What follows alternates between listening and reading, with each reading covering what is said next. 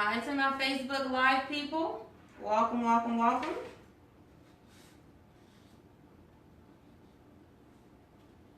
We're going to be getting started really soon.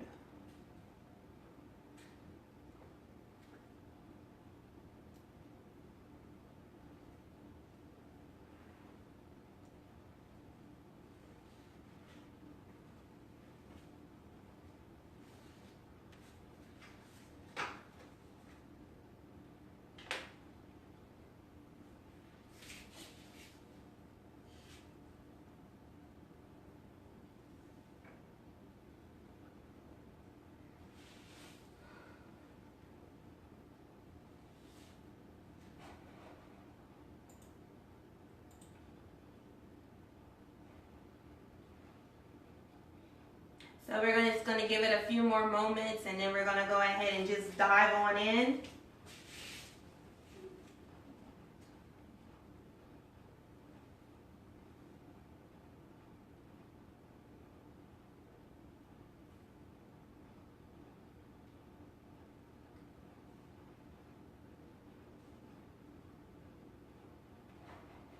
I pray you all had a good, productive day. As I've said before, I may not have my attention on you, paying attention to it, but definitely my Facebook family, I am paying attention to you. Definitely paying attention. We're just gonna go ahead. Hey, Mama, what's going on with you? How was your day today?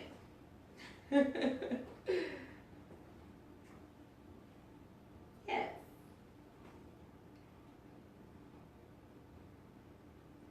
Give it a few more moments and we're going to go ahead and dive in.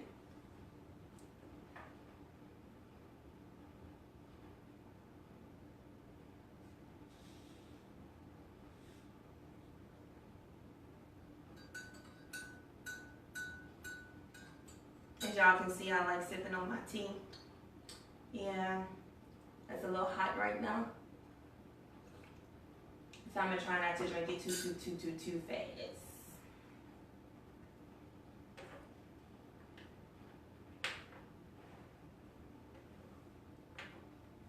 Alright, well, we're going to just go ahead and give it a few more seconds and then because I'm excited about tonight.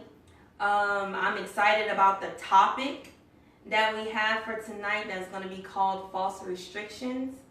Some of the restrictions it is that we have on our life, we seem to have a tendency to buy into it when we really don't have to. It's things it is that, people before us or maybe situations and circumstances it position us in, but one thing we have to know and understand is we don't have to remain in those type of situations. So yeah, it's gonna be good. It's gonna be great. I just got a good, great feeling about tonight. All right, so we're gonna go ahead and get started. Thank everyone for tuning in on tonight. Thanks to everyone it is who tuned in on last week. Last week was the soft opening, the soft launch of my new podcast that I have going on for all of my Facebook Live people who's watching currently and all of my listeners. At this time, I just want to say thank you all for tuning in, taking some time out of your day and watching or listening or whatever it is that you seem to do. But before I do go, Facebook, I just want everyone to go ahead and give my baby brother a happy birthday on today. Hey bro, I'm not sure if you're watching, you may be at work, but just know that your sister, your big sister, I love you so much and I thank God for you. I thank God for blessing you with another year of growth and maturity and just all the good stuff that comes with the aging of stuff. You finally hit the milestone of the big 3-0, so yay! Happy birthday to you, bro. I pray you had a blessed and prosperous day, that you got everything it is that you wanted on today. I know we wasn't able to do our little tradition and go eat our ice cream, me, you, and your nieces, but let me know what your schedule look like on Saturday, okay? So y'all make sure y'all give my brother some big old kudos, send him out some happy birthday wishes. Blaine Bernard, love you, bro. Yeah, you act like you're the big brother, but nah, you the baby brother, but I still love you though. So, like I said, is we're going to be discussing on tonight false restrictions. False restrictions, that's going to be the title of tonight. So before we go any farther, let's just go ahead and just get a clear understanding. Many of us know what false mean. It basically means something that is not real, something it is that is not true. It has pretty much no facts. It has nothing it is that can be sustained. It has nothing it is that has pretty much true value to it. It just has nothing. And then we have restrictions, where restrictions come with the limiting condition of things. It comes with the limiting of a measurement. Like basically, if you want to where you a driver or whatever the case may be, if you're on the highway, then you know we have like certain restricted areas to where we can't, if we're going straight, we can't go into the other person's lane, you know, because then it may cause an accident. Or you may see like those solid white lines that tell you don't go. Those are restricted areas. And that's what happened many a times in our life is we have restrictions, but many of those restrictions are really like false restrictions that either people make up for us, people from our past. Many a times it can even be like our family members, it can be our friends. Or if you ever been in a situation to where someone ever told you you'll never amount to anything, you'll probably be just like your mama was, your daddy was, depending on however they was, or you have no value here. All of that falls into the guidelines of false restrictions that eventually puts you in a type of position or puts you in a situation that makes you think that you have no value. Oh Lord, I'm hitting the mics.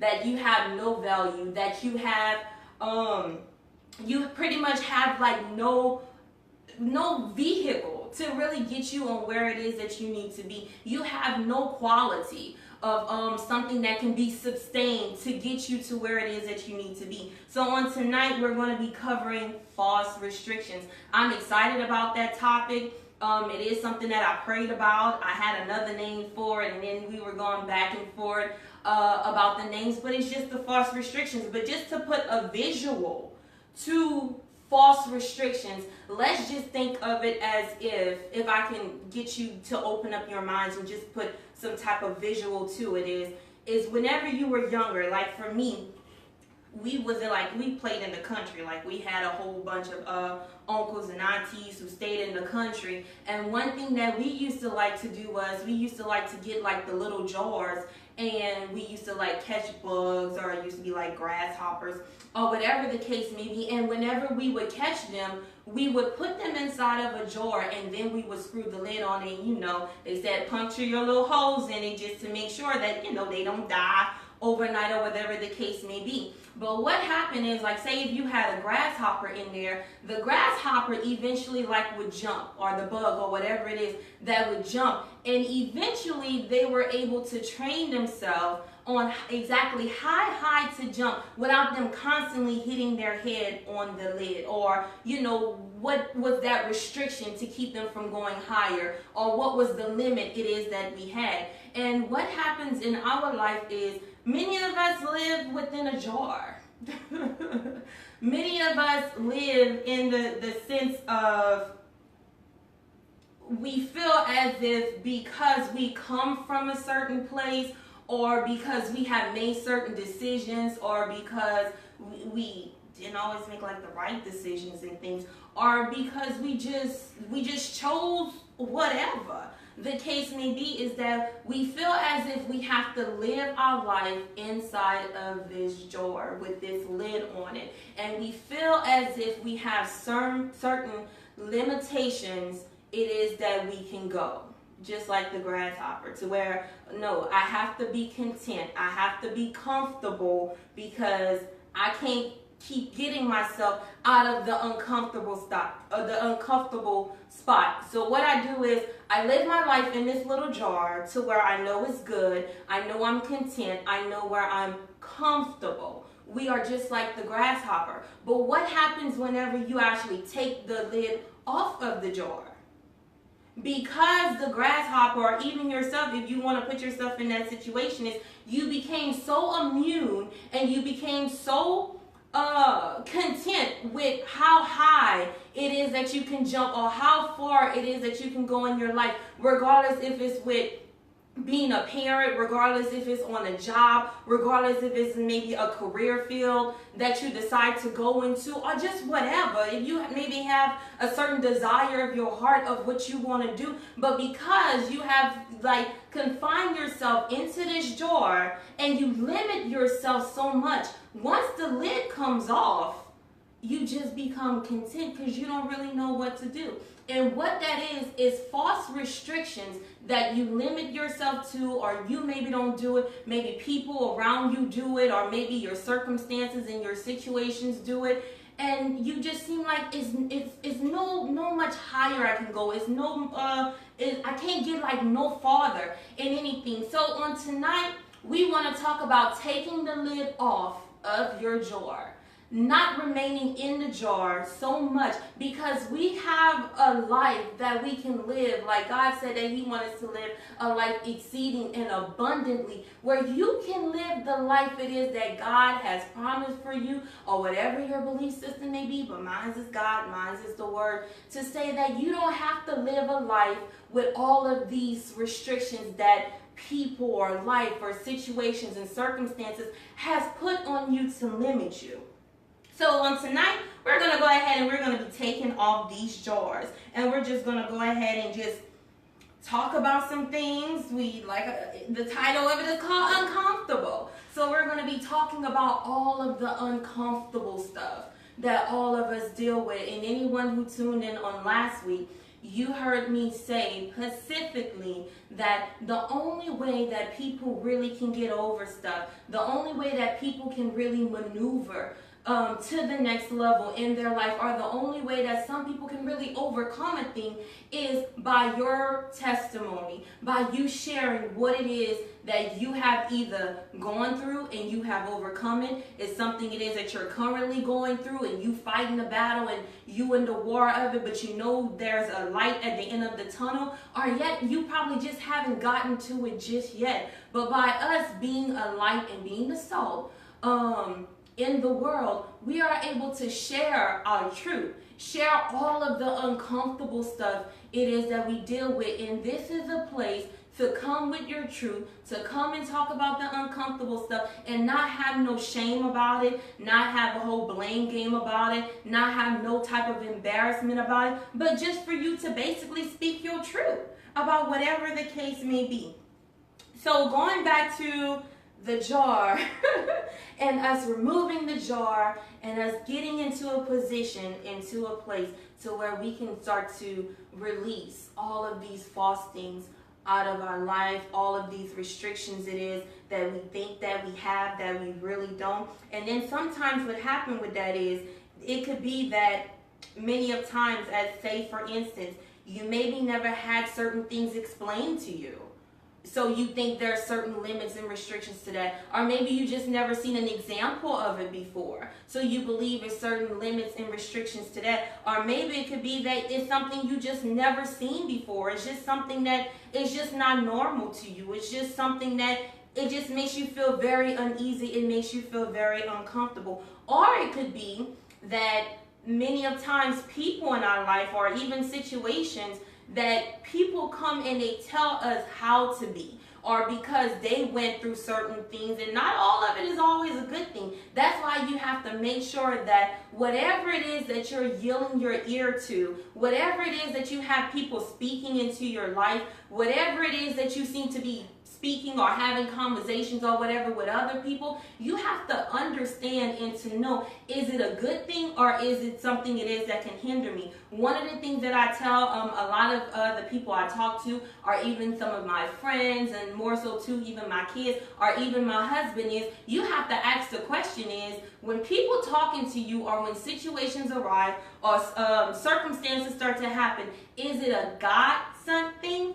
Or is it an enemy something? Because just like how God can bless us in certain situations, guess what? We all know that the enemy comes to steal, kill, and destroy. So he can actually start to turn things that are not real, false things, or things it is that we certain desire that we may have that we know we don't need, and he can just like glitter it all up and make it seem like it's something it is that we want, but we really don't. And that don't just come through like a material thing. That don't just come from maybe something it is that we see, but it can also come from the stuff that we have other people speaking into our life. Sometimes the advice it is that they give us, it's like basically saying is, if you in a relationship and you going off to get married, or whatever the case may be, it's going to be really hard for you to seek some type of information or seek some type of wisdom from a single woman who ain't never been married before. Like, really? No, you can't do that. Like, how you gonna give me some type of advice? And you ain't even been in a situation before. And if you have been in the situation and maybe it didn't end so well, why would I still want to seek advice from you? So that's why you have to ask the questions as, is it a God something or is it an enemy something? And I tell you, when I started to, hey, anyone who comes into my life, anyone it is who try to reach out for me for something, anyone who maybe, just want to bless me with something, or whatever the case may be, I stop, I pause, and I ask the questions. Is it a God something or is it an enemy something? And to really be honest with you, because of the spirit of discernment, I was able to really block a lot of things out of my life that wasn't meant to be there just by asking those questions. Or you can find yourself in situations to where you can just really be like, look here, I just don't know. I just really don't know. Like, you may find yourself at a certain crossroad with things. I just really don't know. I want to say it was Maya Angelou who had this certain quote. And if I don't get it right, please don't stone me. Don't come for me, whatever the case may be. But I believe the quote went something like, do the best it is that you can until you know better.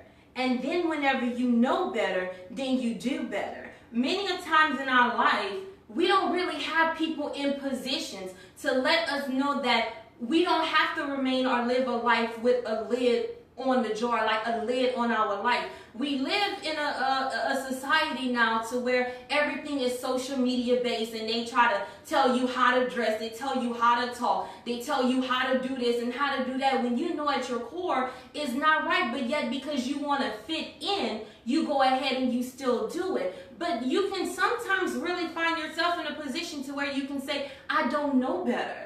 I just don't know. I don't know how to figure it out. I just don't know what it is that I'm doing. It's like whenever we think about the Apostle Paul in the Bible, how he says, like, I want to do right, but when I do right, it seems like I do wrong. And then when I do wrong, it's like I want to do right. Like, you can just simply at times find yourself in a position, even if it's in your jar, just make sure you don't have that lid on it, to where you're like, I just really, truly don't know.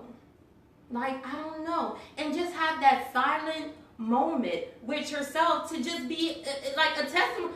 I just really don't know. Or it can just be that you may feel like because of your past, because of certain situations you have been in, because of certain mistakes that you may have felt or you may have done, you may feel as if you're not even qualified. Like, I'm not good enough to, to really be what it is that I desire to be, or I don't feel like I'm qualified to maybe talk to people, or maybe, like be a teacher, or, be a doctor or whatever. Why? Because of my past. So again, like I said, is the topic on tonight is going to be false restrictions. Many of the restrictions it is that we have on our life, it doesn't come because it's something it is that we really want. It just comes from the sense of either other people put it there or we put it there ourselves. So we're going to go ahead and talk about that. And like I said, this is a place where you get comfortable in your uncomfortable stuff. So it's a place of truth, it's a place of transparency, it's a place of you just being authentic with who you are, and just owning it. Own your stuff. Like, own whatever. Even if you lived in a life to where you had restrictions before, false ones, not real ones. Because real ones, it's usually to maneuver you and guide you to where you're supposed to do things that are right. But when you have false restrictions, like I can't think of an example to put it right now, but just because it seems to appear to be there, or it seems to appear to be a certain thing, don't necessarily mean that's what it is. So as I said before, this is a place where we're going to be uncomfortable with the stuff it is that we do. We're going to stand in our truth. And I don't really think it is that I can even move forward with this podcast, or even going with Facebook Live, without even being, true with you guys and my truth. And everything it is that I have experienced, everything it is that I have gone through, stuff it is in my life where I felt like it was like, okay, like, no, I'm not even about to go there. I don't want to be here. I don't want to do this thing. Why? Because of decisions I've made in my past, because I wasn't raised up the way how society say that I should be raised, based on the statistics of me being raised by a single mother, which my mother, I believe she is watching at this time. Based on statistics with my mama, she was a single mother, but more so too, anyone who know my story with my dad. I love my daddy, but my daddy was one of those who, he didn't know better.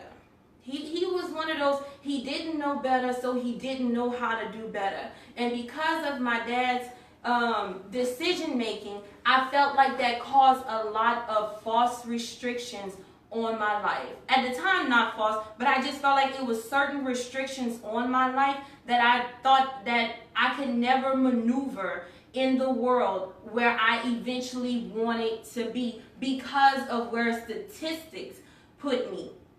So just to share a little bit about my story is, like I said before, my mother is I was raised in a single mother household until my mom, she got married. But up to that point there, it was just me, my mom, and my little brother, which my brother, his birthday today, like, whoop, whoop, go ahead, Blaine, whatever. And then I had a dad who, he was strung out on drugs. Like, he was in the streets. Like, he didn't know. Like, that's what he chose. So even though he was aware of me, even though he knew I existed, he didn't know how to be a dad. And one thing it is that I had to learn with releasing all of those restrictions off of my life is that I never held anything against my dad because of his decisions, because he didn't know better. And one thing that happens is, in our lives at many times is that we have to learn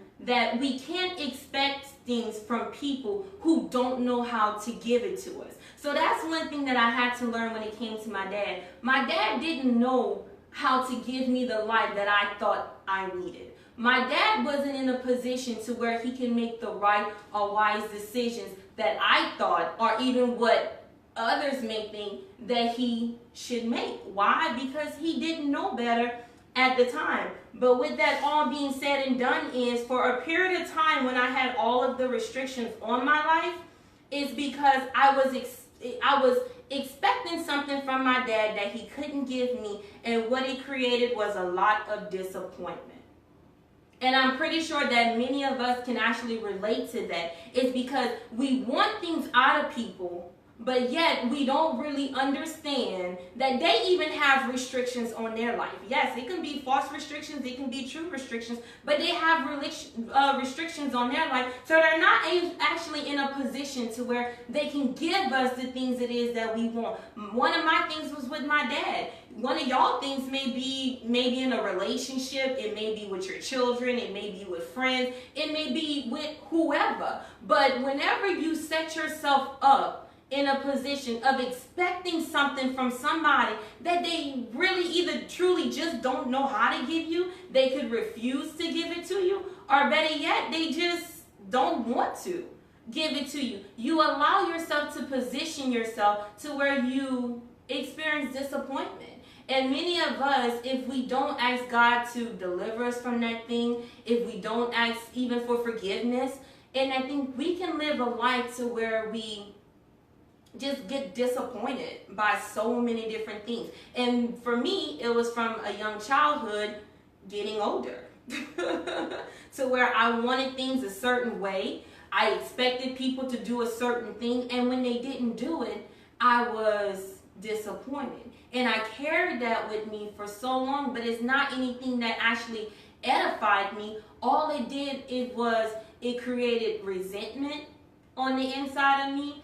It created rebelliousness on the inside of me. And it actually positioned me to where, look, I can't trust nobody. Even though it was something from childhood and from my dad. You know what I mean? But it just positioned me like, I just rather not even do it. I don't wanna deal with that kind of stuff. Like, leave me inside my little jar with my little lid screwed on, because I don't want to take any chances at it of being disappointed. And it's something it is that I had to learn. I'm pretty sure it's something that you all have to learn. But at the end of the day, even up to now, I don't hold it against my dad. Why? Because he didn't know no better. He didn't know no better. And I don't know why I have a sense for that is. I know many of us, we deal with the daddy-daughter issue of why my daddy wasn't here, why my daddy wasn't there, why he ain't come to this and why he come to that. It may just be to an extent of, it's not saying that he doesn't want to. Or even vice versa, if it can be with the mom. Like, why my mom don't want me? Like, why my mom, she birthed me, but it's like she don't even want to have a relationship with me. What we have to come to the understanding is that maybe they just don't know. Maybe they just don't know. Because I believe had they known, they would have done better. Just like how Maya Angelou quote says. They would have done better had they known. But what if you can really find it on the depth of you, in the root of you, to really come to the terms and just be like, look here. Maybe they just didn't know. Like, he didn't know. She didn't know. And what if we can actually utilize that in a sense of the healing process to where we can now start to develop relationships with him. I don't know why I'm going there, but I am. To where we can start developing relationships with maybe an absent parent who wasn't there, or, maybe reaching out to them more, or just doing something. But I know for me, it was the conviction in that itself to where I couldn't hold my dad to a certain measure of certain things. Why? Because he just simply didn't know. And the more that I held him up to that expectation, the more I held him up to that level, the more I left myself set up for disappointment. So I don't know why I went to that extent on it, and I pray that helps someone in some manner. If you got daddy-daughter issues, if you got mama-son issues, or whatever the case may be, just come to a place of forgiveness. Come to a place of understanding. Come to a place of just godly wisdom in the sense of, and either sit down and have a conversation. But if not, just forgive and just roll with the punches of maybe they just didn't know. So because they didn't know, there is no way that they could have done better. Yeah, I went there. So let's just to get back on track. I don't know why I did that, but I did. Okay, cool, no problem. Yeah. But anyways, so now y'all know a little bit about my dad and some of the stuff it is that he dealt with. But where the restriction of things happened and where it took place of is that where it took place is of where the restrictions of certain things, and how I learned how to release myself from the jar, and how to know that there are false restrictions that people set up, that people create, that people have a desire to do, not because it's right, nor because it's wrong, but a lot of these false restrictions on things is basically dealt and is created out of emotions. And one thing it is that I learned, that the only emotion that many of us really need to take heed and to trust to an extent and a level is just love. One of my most famous things that I say all the time is, despite of just love. So despite of my dad, I just love him. Despite of my mom just being a single mother, whatever, I just love. Despite of whoever may have done me wrong, may have betrayed me, may have, stabbed me in the back, may have turned their back against me, maybe someone who didn't believe in me, or whatever the case may be, despite of just to love. And that's something it is that I've learned from my mom, from her being a praying mother, something it is that I learned from my grandmother, who is a praying grandmother, my Grammy. And one thing that I can really attest to is, with all of these things that I had going on in my life, with all the odds it is that I had going against me, with all the statistics that I was supposed to fall in line with, I had a praying mother and I had a praying Grammy. They just covered me from a very young age. So when people be like, "Oh, you are old head or you wise," I'd be like, "Nah, it was really because of my praying mother and my praying grandmother who covered me despite of all the things it is that I was going through, despite of all the odds that were against me, despite of all of the statistics of things that were working against me." But it's with my mama that I really, really, really learned how you just have to release certain restrictions. Despite of my dad and his situation of what he had going on, my mama positioned me to where, look here, Johanna, regardless, at the end of the day, that is still your dad. That is still your dad. No, he may not do for you. No, he may not provide for you. No, he may not, come through for you. No, he may not come pick you up whenever, he's supposed to come pick you up. At the end of the day, that is still your daddy. So because that is your daddy, you still go love him. You still go respect him. You still go do whatever it is that Johanna needs to do. Why? Because that is still your daddy. So despite of everything that happened and everything that was going on, and the reason why I said it's false restrictions, because had my mama been one of those, hey, if the shoe fits, wear it, whatever the case may be. And from what I see with many is that you have some of these dads who have, whatever with the kids, and then you have some of the moms with the kids, and what they do is they start to create a certain image. They start to create, let me just say it, a profile of the dad of the dad or the mom, whoever, the parent who they not with, and they just start to speak certain things over them, like for instance, my mama wasn't one of those who said, "Oh, your daddy just a deadbeat. Oh, your daddy is just a drug head. Oh, your daddy, he just out in the streets. Oh, your daddy, he just this. Because your daddy don't help me with this, you ain't gonna talk to him. You ain't gonna go see him. You ain't gonna go spend no time with him. You ain't gonna have a relationship with him." My mama never did any of that, despite of what society said that she should do, despite of what people around her said that she should done. Like, why you letting Johanna go over that? Because that's her daddy. Many may not like it, but guess what? I'm not going to put the restrictions on my child in her having some type of relationship with her dad because he don't meet the requirements or because he doesn't come through with what it is he's supposed to be doing. I can't put no limit. I can't put no jaw on that. Why? Because one thing my mom used to always tell me all the time, she was like, "You know what, Johanna, I don't know why I'm going here, but I am. That ain't even in none of my notes."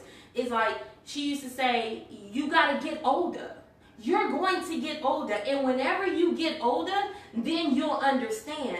But since you young right now, because your mind is not fully developed, because you don't have a sense of really awareness of what's going on around you, as your mother, I can't create in you an unclean heart. I can't create in you a black heart. I can't create in you resentment towards your dad. I can't create in you some type of void it is that you have towards your dad." Why? Because he's still your dad at the end of the day. So it's within my mama and my Grammy that I learned that my mama could have put restrictions on things, but she chose not to.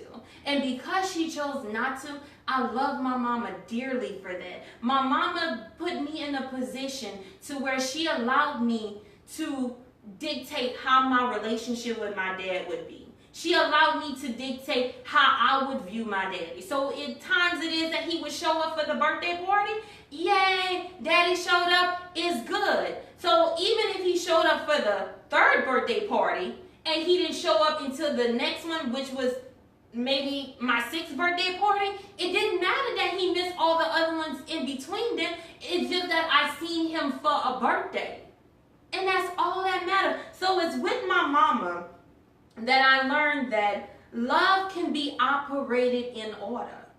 It's a certain order that you can do certain things without you being so much in your emotions and so much in your feelings. And it's not so much of you, like I said, it's not so much of a right thing or is a wrong thing. It's just doing what is needed at the apparent time. And at that time, my mama seemed like, okay, I'm going to put the foundation in this thing. I'm going to, lay it out for my daughter to where this is what it's going to be. And why? Because I know I can't stay focused on the picture now. I can't stay focused on what's going on right now because guess what? She has to get older. She is going to mature. She is going to find out stuff on her own. But if I start to mix all that stuff up in her now, no telling what she would be like whenever she get older. So my mama at a young age started some type of order with me, and she did it in love, in that she operated with obedience.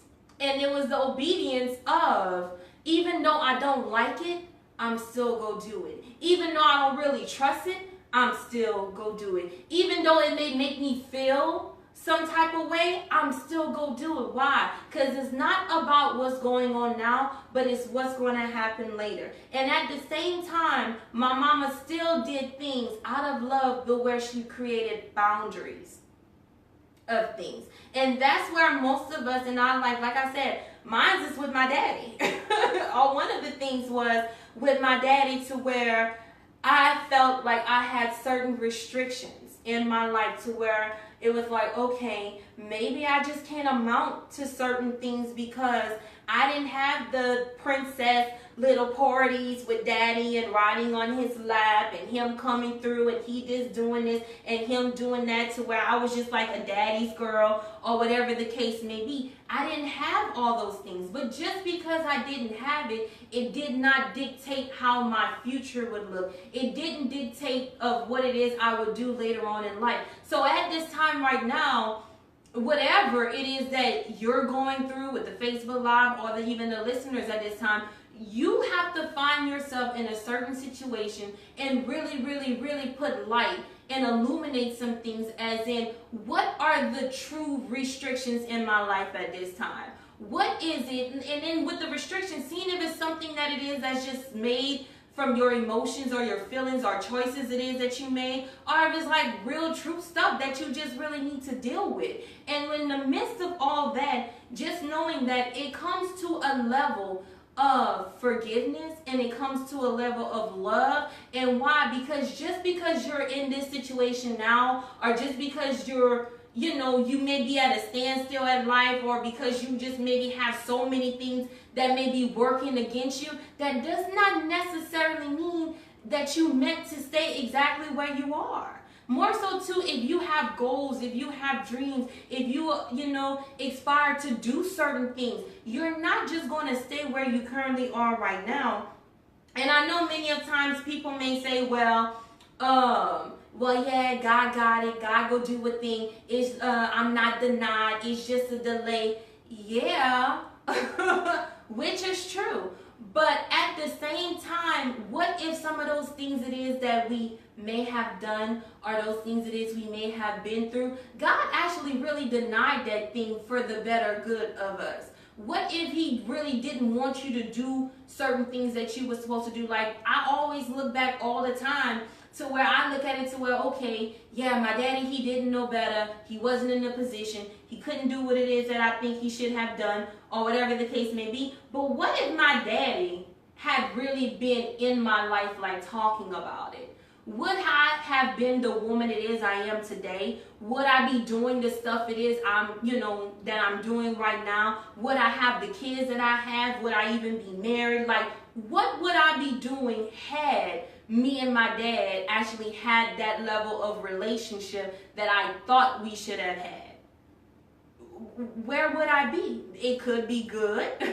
It probably could have been worse, but where would I truly be? So it is something that I think about all the time, and I just be like, okay, God, yeah, some things you actually stop, some things it is that you deny, some things it is that you allow not to happen. And I have learned in my process, I have learned in my journey to just accept the things it is that God allows to happen.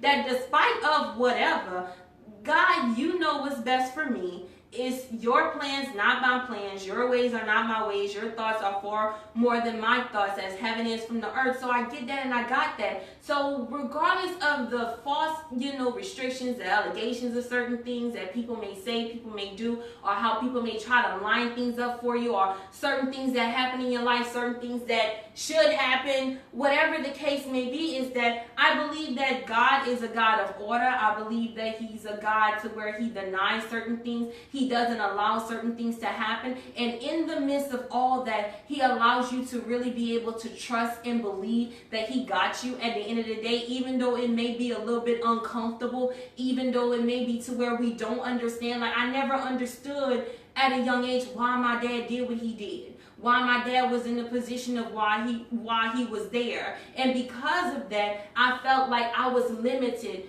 to so many things in my life, because when I would go to school and hear the stories or whatever, I wasn't able to share those things. I wasn't able to have the dad at the daddy tea, or the daddy dance, or whatever the case may be. So at a young age, I really truly felt as if I started out with restrictions.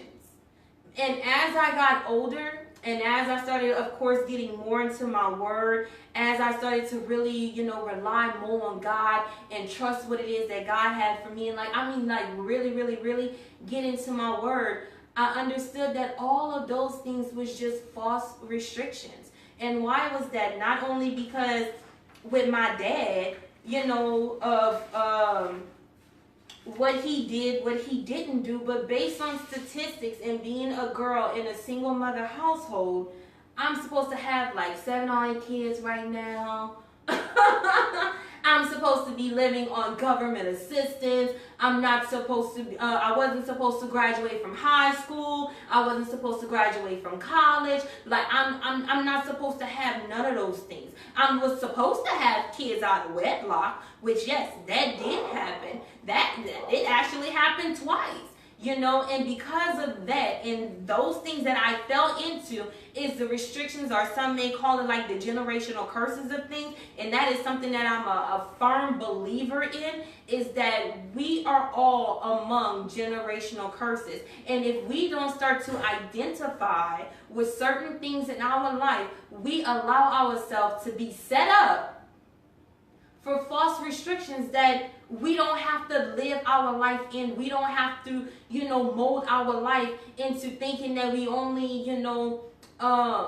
only can be certain things and not really be our best, or not give our all at situations. And yes, I said it, 2 kids, 2 different baby daddies. But with the generational curse of it is, my mom have 2 kids by 2 different men. My dad have 2 kids by 2 different men. Like, shout out to my brother Colin. I'm not sure if you're watching or not, or if you're listening in.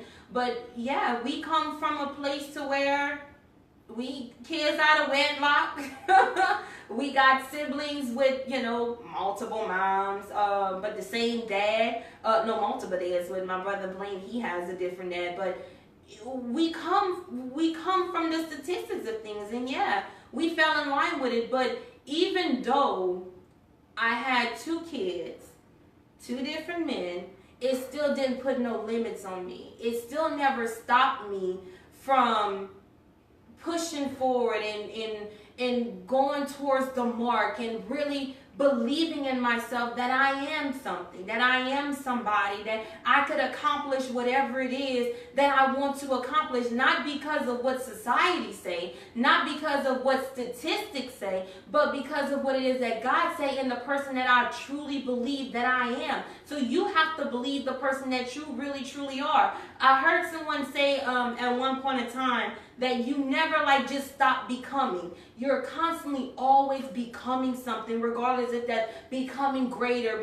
regardless if that's becoming more, bigger, or whatever the case may be, you're always becoming something. So despite of my childhood, despite of all of the false restrictions of things, despite of my kids out of wedlock, I was able to go off and graduate from high school. I was able to go off and graduate from college. I was able to position myself, in relationships where it didn't work out. Why? Because I still had some things on the inside of me that I have yet not dealt with.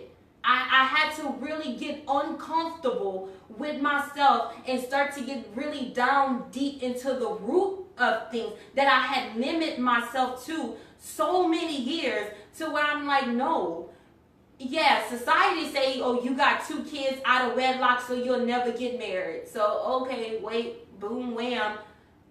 Just married the love of my life, who I love dearly. But based on society and based on certain restrictions I thought I had on my life, I never would have thought something like that would have happened. Or better yet, whenever I was in my little club party days, or whatever you want to call it, to where I used to, you see me here now, but yes, I used to be a little party girl back in the day. I used to, stand in your truth, Johanna. I used to have my twerking days. I used to have, my drunk days. And again, it is a place where we come and we be transparent and we talk our truth. Why? Because this is for healing. In my process of my healing, I really had to bring to the table all the stuff it is that I dealt with, and the stuff it is that I did, and the stuff that I went through. So I had a dark period in my life where all I did was party. All I did was drink. All I did was go out. It was Wednesday, Thursday, Friday, Saturday, and then Sunday. It was all it was all that, and I did that. But even though I've done that then, it did not dictate who I am today. It did not dictate where I am today. And yes, I am very thankful. Very, very, very thankful for the hardships. I am thankful for all the trials. I am thankful for all the tests. I am thankful for all the obstacles. I am thankful for everyone who walked in my life, for everyone who walked out of my life. I'm thankful for all the relationships that I came across. I'm thankful for all the friendships that I encountered. I'm thankful for every single thing, even all the partying and all the this and that, or whatever the case may be. Why? Because it positioned me to where I am now. And when I tell people my story and I tell people where I came from, one of the questions they ask the most is, oh, so you did all that, and you comfortable with being in the church? You comfortable with, being a minister? You comfortable, I'm like, yeah, I am. Why? Because it's people like me and people like you, if you have been delivered from a thing to where you can speak life into people, you can let them know that despite of what it is that you're going through, despite of what it is that you have been through, or whatever it is, you are still qualified for a thing. God still wants to use you in some way, shape, or manner, and he still wants to use you in all of your mess. Why? Because I know I did it, so I'm pretty sure my sister on the side of me, she got some stuff that's going on in her life, or some things it is that she's been through. But what is it that she's going to be able to talk to someone if she feels she's going to be judged, if she feels like, if I open my mind, I say something, people are going to think of me any different, or they have some type of shame or something it is that come with it? No, let me speak my truth. Let me tell you what it is that I have been delivered from, what it is that I have done. And if I know God did it for me, I know he can definitely do it for you. So people are not going to get healed. People are not going to feel they have any type of elevation in their life. People are going to continue to live their life inside of a jar with the lid on top if people don't really start to open their mouths and just be uncomfortable but comfortable in your truth. Bring your truth to the table. And at the end of the day, how I see it is, if people look at it to the extent of, oh, so you did this and you did that, and they go back and they gossip, they say this and they say that, and so what? who cares? Because I'd rather live a life that is exceeding and abundantly and like really inherit everything it is that God has for me, instead of living a life that is so mediocre. Instead of living a life that is full of shame and abuse and abandonment and resentment and whatever the case may be, but to free yourself from so much stuff just by you just speaking your truth. Just by you just being honest. And I know it could be uncomfortable for some. It could be. But at the end of the day, like I said in the soft launch was, someone once told me that your testimony and your story is never for you. But it's always for someone else. It's always for someone else. Because if you're going through it, okay, you going through it. But what about your sister and what about your brother that's going through the same thing? What if they feel as if they're still in this jar with this lid on top and like they too scared to jump any higher. They too scared to get it, remove off. Like they just too scared, or they just don't feel, safe in it. Like they don't, like, no, I just can't do it. Or if not, if they're surrounded with people who constantly telling them that they can. Or every time it is that they try to open their mouth and they try to say something, people cut them down. People belittle them. People make them feel as if they less than. Or people have to just try to justify certain things in their actions. Like, no, it don't have to be that. Like, you can free yourself from so much stuff if you just really just start to shine light on it. If you just start to have a heart of repentance, of course, and just asking God for forgiveness and all of it. And just like I said, with the restrictions of what society and statistics had put on my life, not supposed to be where I'm at right now. I'm supposed to be living on government assistance. I'm supposed to have all of these kids. I'm supposed to have at least been in jail at least once or twice because my dad was in jail. I should probably be on drugs because I have a parent who was on there. Like, it's so many things, so many odds that were against me. But because, again, I had a mother who never gave me those type of restrictions. My mama never put no restrictions on my life in that manner. I created certain restrictions for myself, but my mama didn't. And also too for my Grammy and all of her prayers it is that she had for me. I'm not only, and I don't say all this stuff like to boast about it. I don't say all this to get recognition on it or whatever. I just say this for God to get the glory out of everything. Single mother for so many years, 2 kids, out of wedlock, 2 dads. Different dads, was able to graduate high school, was able to graduate college, was able to go through a dark period of my life where I was able to discover myself. I was able to discover who Johanna was, what it is that I really truly need to be doing in life. What was my purpose? What was my calling? Like, was I just going to justify myself to what people said and what my circumstances were, what my situations were, or was I going to live a life to where I was going to truly be happy? I was going to find love. I was going to be married, which I'm married now. It's been a couple of months. Forgive me, boo-boo, sorry. It was April 7th.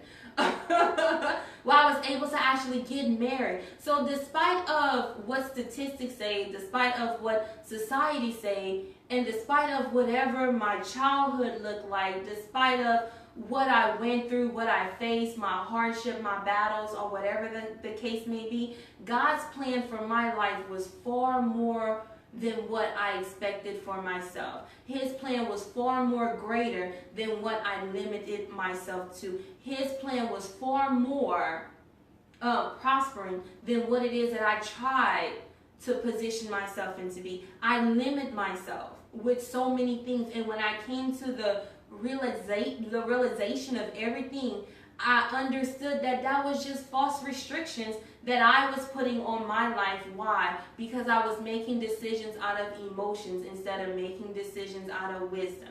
I was making decisions on the abandonment and the heartache instead of making decisions out of forgiveness. I was making decisions based on what I thought I wanted, based on what I thought I needed, instead of doing it out of love. So I just want to let you know that you don't have to live a life of false restrictions. You don't have to live a life that is so just, how can I say it?